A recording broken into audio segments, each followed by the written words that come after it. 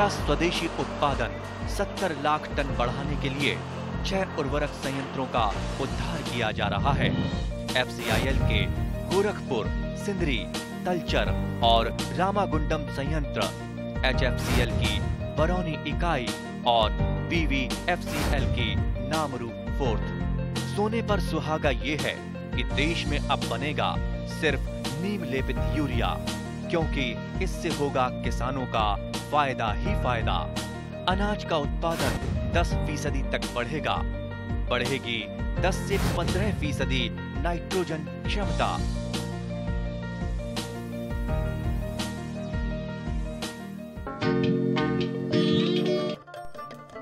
অসমৰ মাটি আৰু জলবায়ু উদ্যান শস্যৰ খেতিৰ বাবে বৰ উত্তম। ব্যৱসায়িক দিশটোলৈ লক্ষ্য কৰিলেও দেখা যায় যে প্ৰতি একক মাটিকালিৰ পৰা অন্য শস্যৰ তুলনাত উদ্যান শস্যৰ খেতিৰ পৰা অধিক উৎপাদন আৰু আয় লাভ কৰিব পাৰি। সেয়েহে ৰাজ্যখনৰ ক্ষুদ্ৰ আৰু উপান্ত কৃষকসকলে শাক-পাচলিৰ খেতিৰ ওপৰত যথেষ্ট গুৰুত্ব প্ৰদান কৰা দেখা যায়। ৰাজ্যখনৰ বিভিন্ন জিলাৰ লগতে দৰং জিলাৰ কৃষকসকলেও ব্যৱসায়িক ভিত্তিত শাক-পাচলিৰ খেতি কৰা দেখা যায়। কম মাটিতে কম খৰচতে আৰু কম সময়তে কৰিব পৰা শাক-পাচলিবিলাকৰ ভিতৰত ভেন্দি হ'ল এবিধ অতি লাভজনক খেতি। ভেন্দি এবিধ গ্ৰীষ্মকালীন শস্য। গৰম দিনত হোৱা শাক-পাচলিসমূহৰ ভিতৰত ভেন্দিকো এবিধ পুষ্টিকৰ পাচলি বুলি ধৰা হয়, কাৰণ ভেন্দিয়ে আমাৰ দেহৰ বাবে প্ৰয়োজনীয় ভিটামিন, খনিজ লৱণ, প্ৰটিন আদি যোগান ধৰে। ভেন্দি গৰমকালীৰ পাচলি হ'লেও ইয়াক বাৰিষা কালৰ শেষ ভাগলৈকে খেতি কৰিব পাৰি। দৰং জিলাৰ মংগলদৈ টাউনৰ নিকটৱৰ্তী বান্দিয়া চাপৰি নামৰ গাঁওখনৰ এজন প্ৰগতিশীল যুৱ কৃষক চাহাদত আলীয়ে বৰ্ণশংকৰ জাতৰ সঁচ ব্যৱহাৰ কৰি 2 বিঘা মাটিত ভেন্দিৰ খেতি কৰা দেখা গ'ল। বৃত্তিত এজন শিক্ষক চাহাদত আলীয়ে আজৰি সময়ত উন্নত পদ্ধতিৰে খেতি-বাতিৰ কাম কৰাৰ কথা আমাৰ আগত ব্যক্ত কৰে। তেওঁ কৰা ভেন্দি খেতিডৰাৰ প্ৰতিপালন, সাৰ প্ৰয়োগ আৰু বিপণন সম্বন্ধে আমাক এইদৰে জানিবলৈ দিয়ে। খেতি-বাতি আছে, প্ৰায় 25 বিঘামান মাটি আছে। কি কি খেতি কৰে? এনে ৰবি শস্যটো কৰোঁ, খাৰিফটোও কৰোঁ। এতিয়া কি কি খেতি কৰিছে? এতিয়া বেঙেনা কৰি কৰা হৈছে, জলকীয়া আৰু ভেন্দি কৰা হৈছে। ভেন্দি কেইবিঘা কৰিছে? ভেন্দি 2 বিঘা কৰা হৈছে। আপুনি শাক পাচলি খেতি আগৰ পৰাই কৰি আহিছে ন? হয়, মই আজি প্ৰায় 25 বছৰ আগৰ পৰাই কৰি আছোঁ। আপুনি কৃষিৰ সম্বন্ধে আপুনি কাৰ পৰা শিকিছিলে? মই বিশেষকৈ আমাৰ যিটো দৰং এগ্ৰিকালচাৰ, তাৰ পৰাই গোটেইখিনি মই প্ৰশিক্ষণ লৈ তাৰ পৰাই গোটেইখিনি তেওঁলোকৰ মানে VLEW, ধৰক ADO, সেইসকলৰ পৰাই মই গোটেইখিনি কথা মানে মোক প্ৰশিক্ষণ আকাৰে খেতিত আহি ভালদৰে বুজাই দিছে যেনেকৈ কৰিব লাগিব। তাৰ উপৰিও মই মানে KVK অলপ সহায় কৰিছিল মোক এটা সময়ত। এগ্ৰিকালচাৰৰ জৰিয়তে মই সেইখিনি KVK লৈ গৈছিলোঁ। সেইখিনি আৰু তাৰ পৰাই মই গোটেইখিনি। ব্যৱসায়িকভাৱে কেতিয়াবা কৰিব লৈছে? ব্যৱসায়িকভাৱে মই 99ৰ পৰা আৰম্ভ কৰিছোঁ। এইটো ভেন্দি কি জাত কৰিছে? এইটো নামধাৰী জাত কৰিছোঁ। এই ভেন্দি খেতিৰ সম্পৰ্কে অলপ কওকচোন। ইয়াৰ কৃষি পদ্ধতি কিমান, বীজ লাগে, কি কথা? ভেন্দি খেতিটো একচুৱেলি বহুত লাভজনক খেতি। এইটো মানে কণ্টিনিউৱাছ হৈ থাকে খেতিটো। একদিন ইচ্ছা কৰিলে ডে টু ডে উঠাব পাৰি, আৰু যদি মানে ইচ্ছা কৰিলে একদিন পিছে পিছে উঠাব পাৰি। সেইকাৰণে আমাৰ খেতি কৰা মানুহৰ কাৰণে এই ভেন্দি খেতিটো এটা লাভজনক খেতি, যিহেতু আমি কণ্টিনিউ এটা পইচা পাই থাকোঁ। যাৰ কাৰণে ভেন্দি খেতিটো কৰা হয়। আৰু যিহেতু খেতি কৰাৰ কাৰণে আমাৰ পইচাৰ দৰকাৰ হয়। আজি ধৰক বেলেগ খেতি এটা কৰিলে, মাকৈ কৰিছোঁ, মাকৈ কৰিলে 5 মাহ মূৰত আমি পাওঁ, কিন্তু ভেন্দি খেতিটো তেনেকুৱা নাই। বেঙেনা কৰিলে সপ্তাহত 1 দিন পইচা পাওঁ, ভেন্দি খেতিটো সপ্তাহত 3 দিন পাওঁ, 4 দিনমান পাই যাওঁ। যাৰ কাৰণে বহুত লাভ হয়, লাভজনক বুলি মই ভাবোঁ। আৰু প্ৰায় যদি মানে বজাৰ ভাল হয়, যদি বতৰে আমাক প্ৰব্লেম নকৰে, তেতিয়াহ'লে আমি লাখ টকাৰ ওপৰত বিক্ৰী কৰিব পাৰোঁ। আমাৰ খেতি কৰাৰ কাৰণে যিখিনি খৰচ পাতি এই ভেন্দি খেতিৰ পৰা আমাৰ আহি যায়। মেডিচিনৰ পৰা আৰম্ভ কৰি সাৰ পানীৰ পৰা যিখিনি দৰকাৰ খেতি কৰাৰ কাৰণে মানে লাভজনক হয়, আৰু আমাৰ অভাৱ নহয়। এইটো কোন মাহত কৰিছিল আপুনি? এইটো মই মাৰ্চৰ লাষ্টৰ ফালে কৰিছোঁ। 45 পৰা উঠাইছোঁ ভেন্দিটো ইয়াৰ পৰা বিক্ৰী কৰি আছোঁ আজি তাৰিখলৈকে আৰু 4 মাহমান বিক্ৰী কৰিব পাৰিম মোৰ এটা আশা যদি মানে বানপানী হয় হাইব্ৰিড জাত ইয়াত বিঘাত কিমান বীজ লাগে কি সাৰ দিছে এই কথাখিনি কওকচোন বিশেষকৈ সাৰ বুলি ক'লে মই পচন সাৰটোৱে দিছোঁ বেলেগ সাৰ একো দিয়া নাই আজি তাৰিখলৈকে দিয়া হোৱা নাই হে এনে কেতিয়াবা মানে যদি আমাক অলপ পোকে দিগদাৰী কৰে কেতিয়াবা মানে অলপ ইউৰিয়া সাৰৰ দৰকাৰ হয় নাইট্ৰজেনটো অলপ দৰকাৰ হয় সেইখিনি দিলে হৈ যায় আৰু বেলেগ দৰকাৰ নাই আৰু বীজ কিমান লাগিছে বীজ মোৰ বিঘাত আধা কেজিকৈ লাগিছে মই অলপ পদ্ধতিটো অলপ বেলেগ কৰিছোঁ এনেকুৱা কাৰণে কৈছোঁ কোনো কিছুমান মানে 1 কেজিৰ বেছি লগায় মই আকৌ মানে মানুহৰ যিটো 2টা লাইন হয় সেইবিলাক মই এটা লাইন কৰি দিছোঁ তাৰ কাৰণটো এইটোৱে প্ৰত্যেকটো গছৰ চাওক 5টামান ডাল আহি গৈছে মানে 5টা গছৰ কাম এটা গছে কৰিছে মানে গছৰ পৰা গছৰ দূৰত্ব আৰু শাৰীৰ পৰা শাৰীৰ দূৰত্বটো আপুনি বঢ়াই দিছে হয় হয়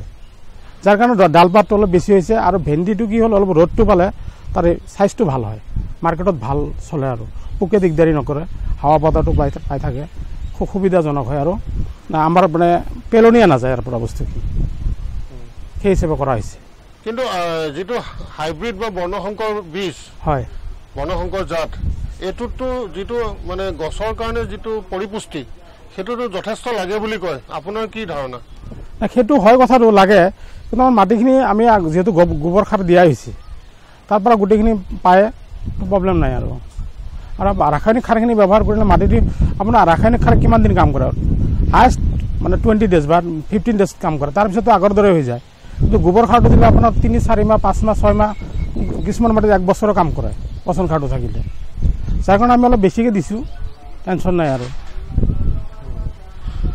আৰু আপোনাৰ গোবৰ সাৰটো আমাৰ নিজৰ ঘৰৰে যেহেতু বজাৰত আজি 1 কেজি যদি DAP কিনিব যোৱা যায় 36 মানে 35 টকা 36 টকা লাগে এনে সেইটো নকৰি আমি যদি অলপ সাৰখিনি বেছি পচন সাৰটো বেছিকৈ ব্যৱহাৰ কৰোঁ আমাৰ পইচাটো বাচি গ'ল মাটিটো ভাল থাকিল কোনো প্ৰব্লেম নাই ভেন্দি খেতিৰ বাবে ৰ'দ ঘাই সাৰুৱা মাটি বৰ উত্তম সাধাৰণতে বালিচহীয়া পলসুৱা মাটিত ভেন্দিৰ খেতি ভাল হয় ভেন্দিৰ উন্নত মানৰ সজবোৰ হৈছে পুছা চাৱনী প্ৰভাতী ক্ৰান্তি আৰ্কা অনামিকা ইত্যাদি ইয়াৰ উপৰিও উন্নত মানদণ্ডৰ থলুৱা জাতবোৰো খেতিৰ বাবে বাছনি কৰিব পাৰি যেনে পাঁচশিৰা গোল ভেন্দি ইত্যাদি ইয়াৰ উপৰিও আজিকালি কৃষকসকলে বজাৰত সহজতে উপলব্ধ হোৱা হাইব্ৰিড বা বৰ্ণসংকৰ জাতৰ সজ ব্যৱহাৰ কৰি ভেন্দিৰ খেতি কৰা দেখা যায় ভেন্দি খেতিৰ বাবে বীজবোৰ মূল পথাৰত চাহ কৰি ৰখা মাটিডোখৰত সিঁচিব লাগে বসন্ত কালৰ পৰা গ্ৰীষ্মকাললৈকে কৰা খেতিৰ বাবে প্ৰতি বিঘা মাটিত 2500 গ্ৰামৰ পৰা 2800 গ্ৰামলৈকে ভেন্দিৰ বীজ সিঁচিব লাগে কিন্তু বাৰিষা কালত কৰা খেতিৰ বাবে 1 কিলোগ্ৰাম বীজেৰে 1 বিঘা মাটিত সিঁচিব পাৰি পথাৰত বীজ সিঁচাৰ সময় হৈছে মাঘ মাহৰ পৰা শাওণ মাহলৈকে অৰ্থাৎ জানুৱাৰী মাহৰ মাজভাগৰ পৰা জুলাই মাহলৈকে পথাৰত বীজ সিঁচাৰ আগতে বীজবোৰ 10 পৰা 12 ঘণ্টা চেঁচা পানীত তিয়াই লৈ পিছত পানীৰ পৰা টুকি এটা দিন কাপোৰত বান্ধি থব লাগে যেতিয়া বীজবোৰৰ পৰা সামান্য অংকুৰণ বা গজালি ওলায় তেতিয়াই মাটিত বীজবোৰ গুজি দি বা সিঁচি দি শুকান গোবৰৰ গুৰিৰে ঢাকি দিব লাগে বসন্ত ঋতুৰ পৰা গ্ৰীষ্মকালীন খেতিৰ বাবে বীজবোৰ সিঁচোতে দুটা শাৰীৰ মাজত 1 ফুট ব্যৱধান ৰাখিব লাগে আৰু প্ৰতিটো শাৰীত আধা ফুট অৰ্থাৎ 6 ইঞ্চি ব্যৱধানত বীজ সিঁচিব লাগে বাৰিষা কালৰ খেতিৰ বাবে দুটা শাৰীৰ মাজত 1.5 ফুট ব্যৱধান আৰু প্ৰতিটো শাৰীত 1 ফুটৰ ব্যৱধানৰ বীজ সিঁচিব লাগে বীজ সিঁচাৰ পিছত পুলি গজি নুঠালৈকে খৰাং বতৰত প্ৰতিদিনে এবাৰ পাতলীয়াকৈ পানী যোগান ধৰিব লাগে ভেন্দি খেতিৰ বাবে বাছনি কৰা মাটিডোখৰ কেইবাবাৰো হাল কোৰ মাৰি চাহ কৰি ল'ব লাগে শেষৰবাৰ মাটি চহাবৰ সময়ত বিঘাই প্ৰতি 10 কুইণ্টল পচন সাৰ বা শুকান গোবৰ 6 কিলোগ্ৰাম ইউৰিয়া 40 কিলোগ্ৰাম একক ছুপাৰ ফসফেট আৰু 10 কিলোগ্ৰাম মিউৰেট অফ পটাছ সাৰ সমভাৱে প্ৰয়োগ কৰি হাল মাৰি মিহলাই দিব লাগে বীজ সিঁচাৰ ৩৫ৰ পৰা ৪০ দিনৰ পিছত যেতিয়া ৬ৰ পৰা ৭ ইঞ্চি ওখ হ'ব তেতিয়া বাকী থকা ৬ কিলোগ্ৰাম ইউৰিয়া সাৰ দুটা শাৰীৰ মাজে মাজে পাতলীয়া লুৰ কৰি তাত প্ৰয়োগ কৰি আকৌ মাটিৰে পুৰাই দিব লাগে। ভেন্দি খেতিৰ কৃষি পদ্ধতি আৰু বিপণন সম্বন্ধে কৃষি বিশেষজ্ঞ ইফতিখাৰ আহমেদ নুৰিয়ে আমাৰ আগত এইদৰে কয়। ভেন্দিটো এটা লাভজনক কৃষি আৰু ভেন্দি পাচলিটো মানে যথেষ্ট পৰিপুষ্টিৰ ফালৰ পৰা বহুত মানে ৰিচ। ইয়াতে ভিটামিন প্ৰটিন স্নেহ পদাৰ্থকে আদি কৰি খনিজ লৱণ গোটেইখিনি পোৱা যায় আৰু প্ৰায় সকলো মানুহে ভেন্দিটো খাবলৈ পচন্দ কৰে আৰু সেইকাৰণে নেকি ইয়াত বজাৰৰ চাহিদাটো ইয়াত যথেষ্ট বেছি। এতিয়া ভেন্দি খেতিৰ কৃষি পদ্ধতি সম্পৰ্কে ক'বলৈ গ'লে যে আমাৰ গ্ৰীষ্ম আৰু বৰ্ষা কালত এই ভেন্দি খেতিটো কৰা হয়। এই দুটা মানে কৃষি কালতে যথেষ্ট লাভজনকভাৱে এই ভেন্দি খেতিটো কৰিব পাৰি।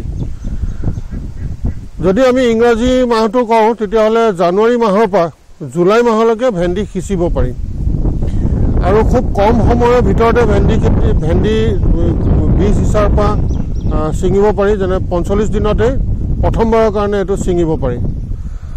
বিঘাত এতিয়া এই ভেন্দি খেতি কৰিব যাওঁতে মাটিডৰা খুব ভালকৈ চাহ কৰিব লাগে। ৪ চাহমান কৰাৰ পাছত ভালকৈ মৈ মাৰি হাল কোৰ বাই মাটিডোখৰ সমান কৰি ল'ব লাগে আৰু তাত যথেষ্ট পৰিমাণে বিঘাই প্ৰতি প্ৰায় ৬ কুইণ্টলৰ পৰা ১০ কুইণ্টল মানে ১ টনলৈকে পাৰিলে শুকান গোবৰ দিলে ভাল বা কেঁচু সাৰ যোনটোৱে সুবিধা হওক বা পচন সাৰ খেতিয়কে দিব পাৰিলে যথেষ্ট ভাল।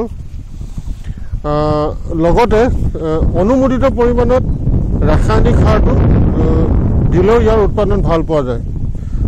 আমাৰ এটা সাধাৰণতে ধাৰণা আছে যে ৰাসায়নিক সাৰ দিলে মাটিটুকুৰ বেয়া হয়। আচলতে যধে মধে পৰিমাণতকৈ বেছি দিয়াহে বেয়া, কিন্তু তাৰ যিটো অনুমোদিত পৰিমাণত সেই সাৰখিনি দিলে তাৰ মানে মাটিৰ গুণাগুণো ঠিকে থাকে। কাৰণ এই সাৰৰ যিটো অনুমোদন যিটো পৰিমাণ ৰখা হয় এইটো ধৰা হয় যে সেই শস্যটোৱে তাৰ কৃষি কালচোৱাত বা জীৱন কালচোৱাত মাটিৰ পৰা সেই সাৰখিনি আহাৰ হিচাপে পৰিপুষ্টিৰ কাৰণে তাৰে গ্ৰহণ কৰিব আৰু মাটিত তাৰ কোনো ৰেচিডুৱেল এফেক্ট তাৰ নাথাকিব। কিন্তু আমাৰ কেতিয়াবা দেখা যায় কৃষকসকলে যধে মধে বেছিকৈ দিয়ে, তাৰ ফলত তাৰ অৱশিষ্ট থাকি যায় আৰু সেইটোৱে ক্ষতি কৰে। বা কীটনাশক দৰৱবিলাকো তেনেকৈ যধে মধে মৰাৰ ফলত আমাৰ বিভিন্ন মানে এই পাচলিবিলাকৰ পৰা বিভিন্ন বেমাৰ আদি হোৱা দেখা যায়। কিন্তু এইবিলাক আমি সজাগতাৰ সৃষ্টিৰ জৰিয়তে কৃষকৰ মাজত প্ৰচাৰ কৰিব লাগিব যাতে এইখিনি তেওঁলোকে কমাই দিয়ে আৰু এইবিলাক মানে এই বেমাৰ আজাৰবিলাক যাতে নহয় তাৰ কাৰণে এইবিলাক সাৱধানতা অৱলম্বন কৰিব লাগিব। এতিয়া প্ৰতি বিঘাত আমাৰ ভেন্দিৰ বীজ ২ কেজিৰ পৰা ২.৫ কেজি লাগে। এতিয়া ভাল যদি জাত আমি ক'বলৈ যাওঁ তেতিয়াহ'লে আছে পুছা চাৱানী আছে, প্ৰভানী ক্ৰান্তি আছে, আৰ্কা অনামিকা আছে। ইয়াৰ বাহিৰেও আমাৰ থলুৱা যিবিলাক জাত অধিক উৎপাদনক্ষম ভাল উৎপাদন দিয়া জাতো আছে, যেনে গোল ভেন্দি বুলি কয়, গোল আকাৰৰ, আৰু এটা ৫ শিৰা ভেন্দি বুলি কয়। এতিয়া এই ৫ শিৰা ভেন্দিটো আমাৰ ব্ৰহ্মপুত্ৰ নদীৰ উত্তৰ অঞ্চলত এইটো কৃষকসকলৰ মাজত বৰ জনপ্ৰিয়। এই অধিক উৎপাদনক্ষম জাত থলুৱা জাত তাৰ লগতে আজিকালি কৃষকসকলে অতি সহজতে পোৱা বৰ্ণশংকৰ জাতো তেওঁলোকে ব্যৱহাৰ কৰে। যেনে এই আমাৰ এইজন কৃষকে নামধাৰী যিটো কোম্পানী তাৰ এটা ব্যৱহাৰ কৰিছে বীজ, এইটো হ'ল হাইব্ৰিড। এইটো গতিকে বীজ হিচাপে আমাৰ বিভিন্ন ধৰণৰ বীজ কৃষকৰ কাৰণে উপলব্ধ হয়। তেওঁলোকে এইখিনি নিজে বাছনি কৰি ভালকৈ বীজ শোধন কৰিলে তেওঁলোকৰ মানে গছজোপা বা খেতিটো ভাল হ'ব। অধিক উৎপাদনক্ষম আৰু বৰ্ণসংকৰ জাতৰ শস্যৰ ব্যৱহাৰৰ লগতে উন্নত কৃষি পদ্ধতি ব্যৱহাৰ কৰি শাক-পাচলিৰ খেতি কৰিলে কৃষকসকল যথেষ্ট লাভৱান হ'ব পাৰিব। গ্ৰীষ্ম আৰু বৰ্ষাকালত হোৱা শাক-পাচলিসমূহৰ ভিতৰত তিতাকেৰেলা এবিধ বৰ লাভজনক আৰু ঔষধি গুণসম্পন্ন পাচলি। আমাৰ ৰাজ্যখনৰ মাটি আৰু জলবায়ু বিভিন্ন উদ্যান শস্যৰ খেতিৰ বাবে বৰ উত্তম। সেইবাবে ৰাজ্যখনত যথেষ্ট পৰিমাণে ফল-মূল, ফুল আৰু শাক-পাচলিৰ উৎপাদন হোৱা দেখা যায়। ব্যৱসায়িক দিশটোলৈ লক্ষ্য কৰিলেও দেখা যায় যে প্ৰতি একক মাটিকালিৰ পৰা অন্য শস্যৰ তুলনাত উদ্যান শস্যৰ খেতিৰ পৰা অধিক উৎপাদন আৰু আয় লাভ কৰিব পাৰি। সেয়েহে ৰাজ্যখনৰ ক্ষুদ্ৰ আৰু উপান্ত কৃষকসকলে সম্পূৰ্ণ ব্যৱসায়িক ভিত্তিত বিজ্ঞানসন্মতভাৱে শাক-পাচলিৰ খেতিৰ ওপৰত গুৰুত্ব প্ৰদান কৰা দেখা যায়। বৰ্তমান গ্ৰীষ্মকালীন বতৰত দৰং জিলাৰ মংগলদৈ মহকুমাৰ অন্তৰ্গত বান্দিয়া চাপৰি নামৰ গাঁওখনৰ কৃষকসকলে বিভিন্ন শাক-পাচলিৰ লগতে তিতাকেৰেলাৰ খেতি কৰা আমাৰ পৰিলক্ষিত হয়। গোটেই বছৰ জুৰি ইয়াৰ কৃষকসকলে ব্যৱসায়িক ভিত্তিত শাক-পাচলিৰ খেতি কৰা দেখা যায়। এই বান্দিয়া চাপৰি গাঁৱৰে এজন প্ৰগতিশীল যুৱ কৃষক আব্দুল মতালিবে উন্নত জাতৰ সঁচ ব্যৱহাৰ কৰি 1 বিঘা মাটিত তিতাকেৰেলাৰ খেতি কৰা দেখা গ'ল। উন্নত কৃষি পদ্ধতি ব্যৱহাৰ কৰি কৰা তিতাকেৰেলাৰ খেতিডৰাৰ কৃষিকাৰ্য, প্ৰতিপালন আৰু বিপণন সম্বন্ধে যুৱ কৃষক আব্দুল মতালিবে আমাক এইদৰে জনায়। এইটোৰ বীজ আমি আনিছিলোঁ পালুকৰ পে আৰু আনি ফালে লগাই দিছিলোঁ। এইটো ডিনচেছ কমচে কম এটাৰ পে আৰু এটা 4 ফুট ডিনচেছ আছে। এইটোৰ পিছত এটাকে খোলাত 3টাকে দিছোঁ গুটি। তাৰপিছত এইটোত গোবৰ বেছিকৈ অলপ দিয়া হৈছে। দিয়া হোৱাৰ পিছত এক মাহমান পিছত এই গাছটো হোৱাৰ পিছত আমি এইটো লগাই দিছোঁ জাংলাটো। দিয়াৰ পিছত এইটো হৈ আছে বহুত ভাল। এইটো বেমাৰ লাগছিল পোকাৰ কেৰেলাটোত। তাৰপিছত আমি ঔষধ লৈ আহিছিলোঁ। ঔষধ দিয়াৰ পিছতে আমাৰ খেতিটো বহুত ভাল হৈছে। এইটো এতিয়া উঠা হৈছিলোঁ কেইদিনমান আগত, এসপ্তাহমান আগত উঠাই ফেলে আমি বালুগাঁও বজাৰত বিক্ৰী কৰিলোঁ। কৰাতে এইটোৰ দাম ভালে আছে, 20 টকা 25 টকাকৈ যায় বাৰু। আমি এইটো বস্তু বালুগাঁৱতো বিক্ৰী কৰোঁ, মংগলদৈতো কৰোঁ। তিতাকেৰেলা এইটো জাতটোৰ নাম কি? জাতটোৰ নাম হ'ল আমি হেৰি বুলি কওঁ, হাজাৰী বুলি কওঁ। এই তিতাকেৰেলা খেতি কৰিব যোৱাৰ আগতে মাটিটো কি ধৰণে প্ৰস্তুত কৰা হয়? মাটিটো আমি আগত ভালদৰে হাল মাৰি লৈছোঁ।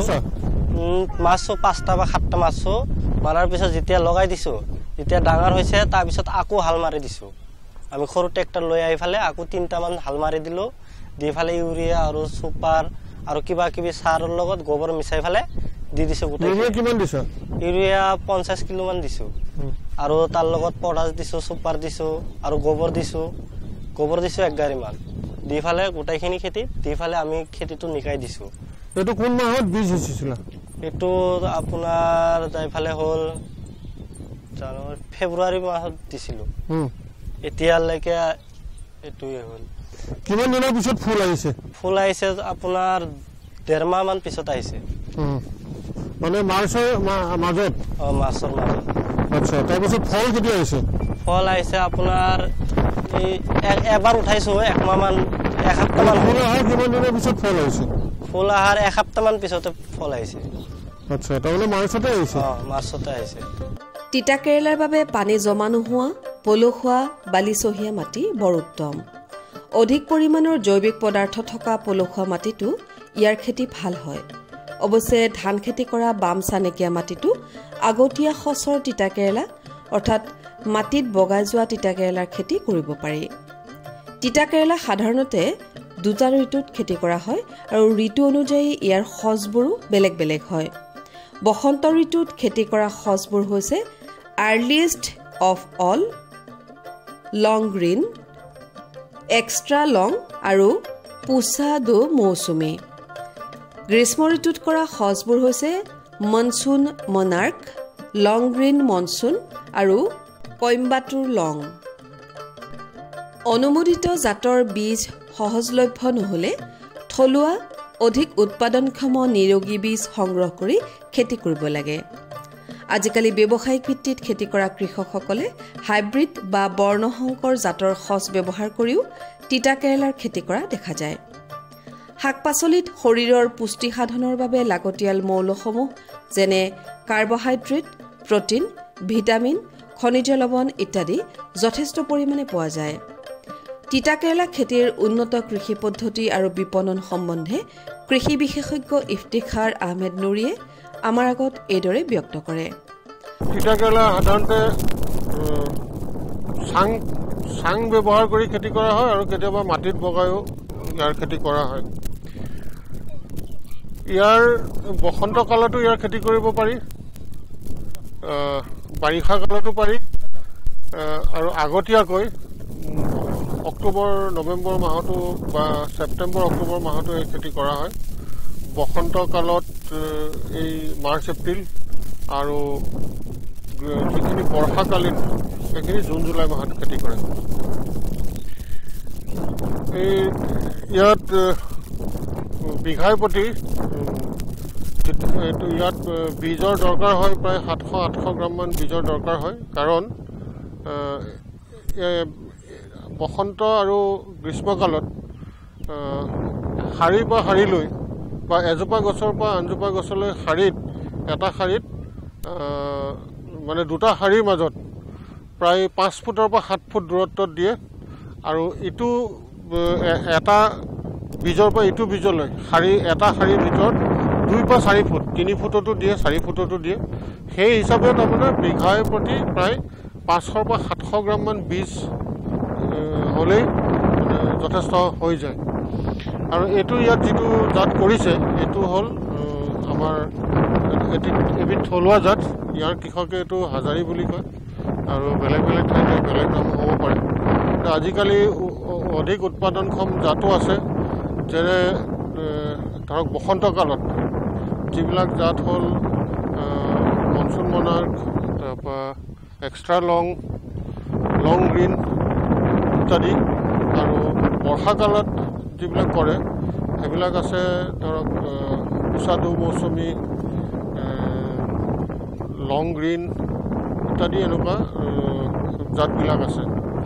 আৰু আজিকালি বহুতো বৰ্ণসংকৰ বা হাইব্ৰিড জাত বজাৰত উপলব্ধ, সেইবিলাকো কৃষকসকলে ব্যৱহাৰ কৰা দেখা যায়। উন্নত তথা উচ্চ উৎপাদনক্ষম জাতৰ সঁচ বা বৰ্ণসংকৰ জাতৰ সঁচৰ ব্যৱহাৰ আৰু উন্নত কৃষি পদ্ধতি ব্যৱহাৰ কৰি শাক পাচলিৰ খেতি কৰিলে কৃষকসকল যথেষ্ট লাভৱান হ'ব পাৰিব।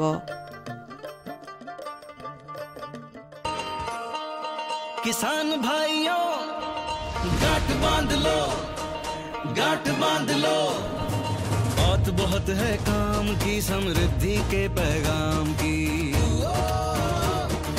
मिट्टी के मिजाज को समझो, मिट्टी के हर राज को समझो, मिट्टी की तुम जांच कराओ, मुफ्त सॉइल हेल्थ कार्ड ले जाओ।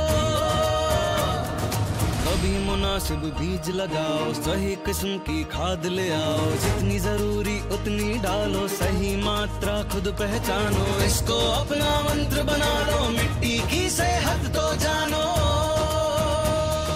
बात बहुत है काम की, कम लागत अधिक वरदान की। किसान भाइयों गांठ बांध लो, आज ही मिट्टी की जांच कराएं, राज्य सरकार के कृषि अधिकारी से संपर्क करें और मुफ्त में सॉइल हेल्थ कार्ड पाएं। कृषि और किसान कल्याण मंत्रालय द्वारा किसान हित में কৃষকসকলৰ বিভিন্ন সমস্যাৰ সমাধানৰ লগতে শেহতীয়া প্ৰযুক্তি আৰু প্ৰয়োজনীয় আনুষংগিক দিশৰ বিষয়ে জানিবৰ বাবে চাবলৈ নাপাহৰিব কৃষি দৰ্শন। প্ৰচাৰিত হয় প্ৰতি সোমবাৰৰ পৰা শুকুৰবাৰলৈ সন্ধিয়া 5:30 বজাৰ পৰা 6 বজালৈ।